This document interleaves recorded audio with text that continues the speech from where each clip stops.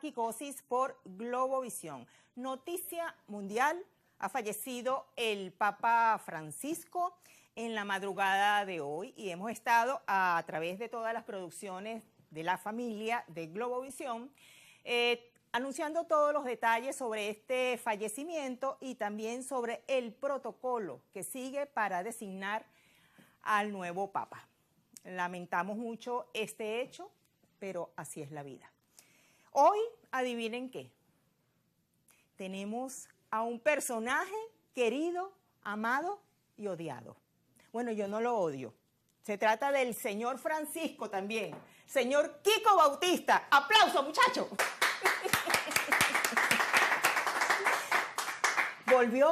Volvió, me dijeron eso. Mira, ahí entrando la gente me decía, oye, hay una relación entre la muerte del Papa que se llama Francisco y tu regreso a las pantallas de Globovisión. Y yo le dije, ay, no seas mal pensado.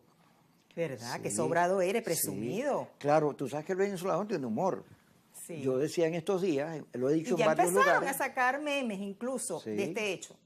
Mira, yo decía en el programa Los Mal Hablados que Venezuela ahorita tiene un dilema comunicacional porque está dividido entre dos estilos. Uno, el de Diosdado Cabello, que es como la Radio Rochela. Las cartas que lee Diosdado en su programa son muy divertidas. Y luego, el político que aparecía en Radio Rochela, ¡wow!, era señal de popularidad. Lo mismo pasa con el programa de Diosdado. Y el otro estilo es de Elías Fiallo, que es meracorina, que sufre, llora, tiene un dramatismo muy característico, y que esos estilos polarizaban. Y el venezolano, al final, se parece a ambos estilos, pero el de Radio Rochela, el estilo de ser humor, tú vas a una funeraria. Y siempre hay chistes. Y hay chistes. Sí. Y eso no debe ofender a nadie.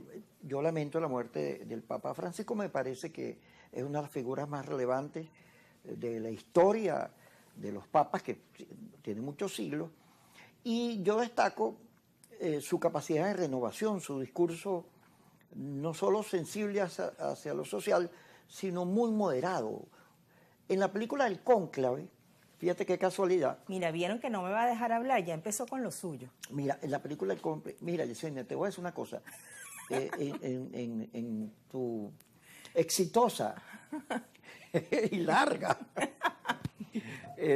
suplencia en el programa, digo suplencia por no decir que el programa es tuyo, porque me da como cosa, porque todavía se llama Kikosi, pero yo estuve un día debatiendo con Vladimir también, cambiarle el nombre del programa y ponerle la balsa de Yesenia, Yeseniosis. Pero yo decía, es que el problema hay que cambiarlo porque Yesenia ha hecho una cosa que no se debe, porque Kikosi se caracteriza por no dejar hablar a la gente. ¿Qué es eso? Y tú lo dejas hablar. Claro. Eso es traición. No es traición, porque hay que escuchar las diferentes opiniones. Mira, vamos a hablar de Cónclave, pero antes de que hables de la película, porque ahí se manifiesta realmente cómo es la designación de un nuevo papa, del humo blanco, etcétera, etcétera. Mira, ayer fue Domingo de Resurrección. Toda la Semana Santa, mensajes de paz, mensajes de amor, mensajes de fe exacerbada. Bueno, unos bellos mensajes. Pero Kiko, hoy vimos una serie de caricaturas donde se le dice al Papa de todo. Entonces, ¿qué relación es esa de que la semana que pasó éramos felices, estamos en paz, estamos benditos, y hoy mira? O sea, se acaba el discurso de paz.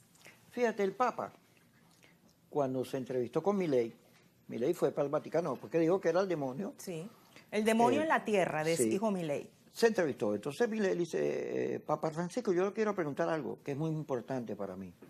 Y el Papa le dice, hijo mío, dilo, pregunta lo que quieras. ¿Es verdad que usted es comunista? Y el Papa se sonríe y dice, y tú estás obsesionado con eso, ¿verdad?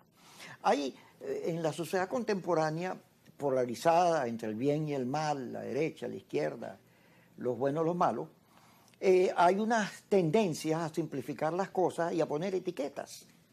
Alacrán, vendido, traidor. Son etiquetas no son injustas porque reducen a los seres humanos a animalitos.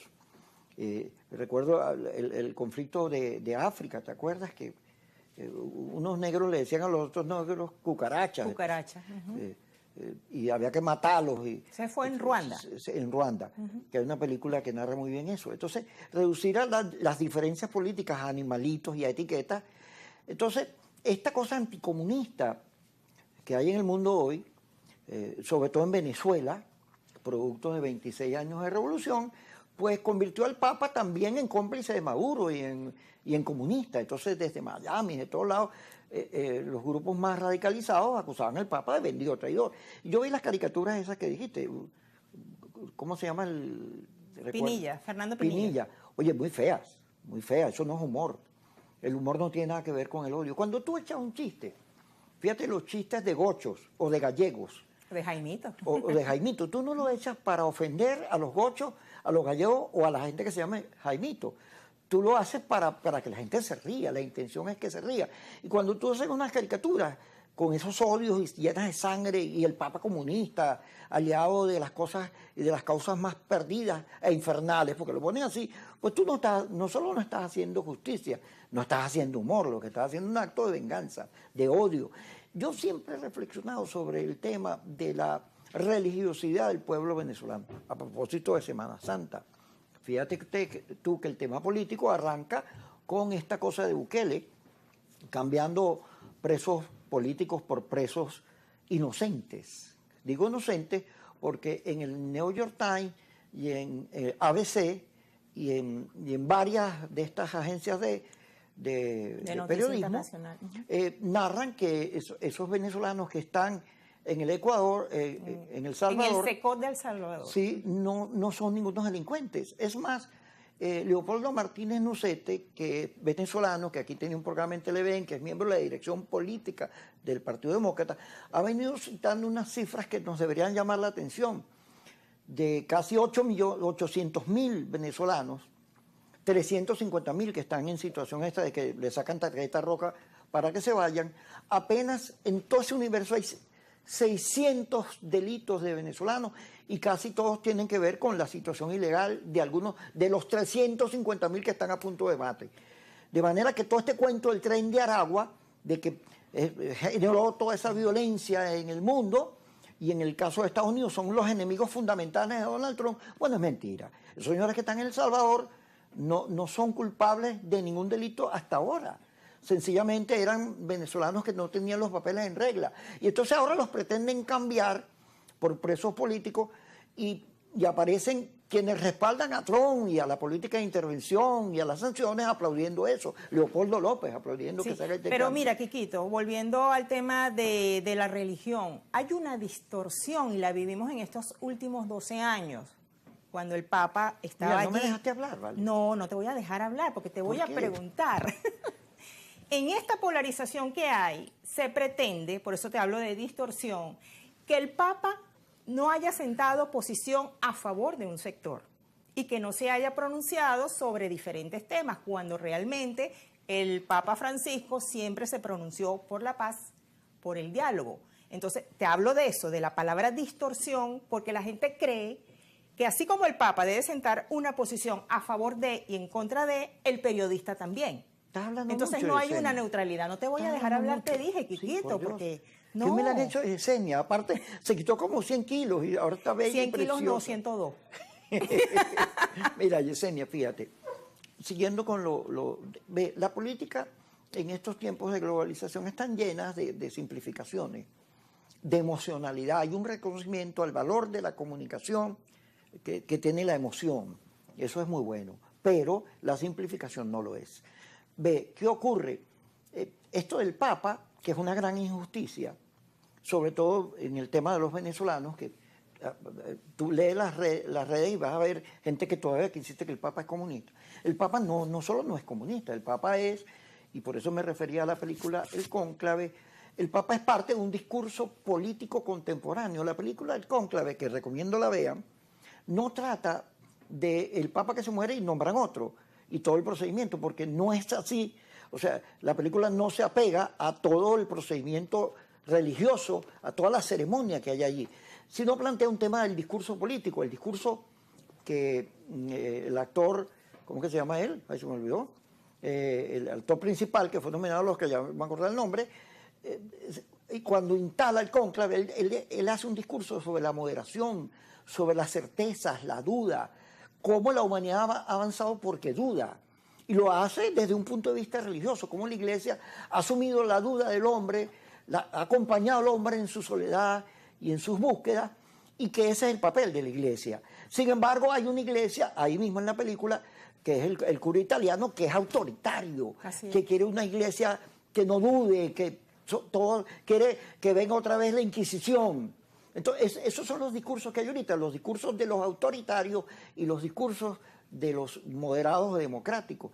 Esa es la moda, pero en esencia la película plantea un tema sobre la necesidad de tolerar, de entender la divergencia y la diferencia, y ese es el discurso de la paz que yo comparto. Pero el discurso de la paz en Venezuela es visto como que si tú eres un comeflor, como que si no tienes posición. Fíjate, a propósito del 11 de abril, a mí me hicieron en estos días una entrevista de Juan Carlos Fernández y yo dije, porque yo estuve el 11 de abril, a mí nadie me lo va a contar, yo casi que fui uno de los protagonistas de ese día, porque yo estaba en la tarima, yo digo, y he reflexionado que eso fue un error, porque el 11 de abril nos metió en una guerra que es la que estamos viviendo ahorita. Yo fui anteayer a comprar en uno de estos supermercados grandes, fíjate, una bolsa de leche, kilo de leche, un cuarto de café, una patilla, un queso, unos panes de esos que yo como que son sin azúcar, y pagué $50. El resultado del 11 de abril y sus secuencias, esta guerra entre una gente que quiere sacar al gobierno y el gobierno que quiere evitar que lo saquen, esa guerra tiene al país en una situación económica complicada, nos tiene divididos, nos tiene llenos de odio, y uno quisiera, yo entiendo al Papa, yo no quisiera pararme a decirle a alguno de los dos factores lo malos que son malos, lo terrible e injusto que son e intolerantes, sino decirle a los que defienden a Maduro y a los que defienden a la señora Machado que esta guerra desatada el 11 de abril, 26 años librándola, tiene al país destruido, y que en vez de estar acusándonos deberíamos buscar salidas, soluciones que le permitan a la gente superar esta situación económica que se nos viene encima, que es horrible y que es culpa de políticas económicas equivocadas, es verdad, pero también de la sanción y de esta postura que tiene el señor Trump, que ha convertido él, que era el salvador, según los radicales era el hombre que venía a salvar a Venezuela de las garras de la dictadura. Resulta que Trump ha convertido a los venezolanos en el enemigo público número uno de los americanos. Y eso es mentira. Eso vino desde Obama. Y eso es mentira.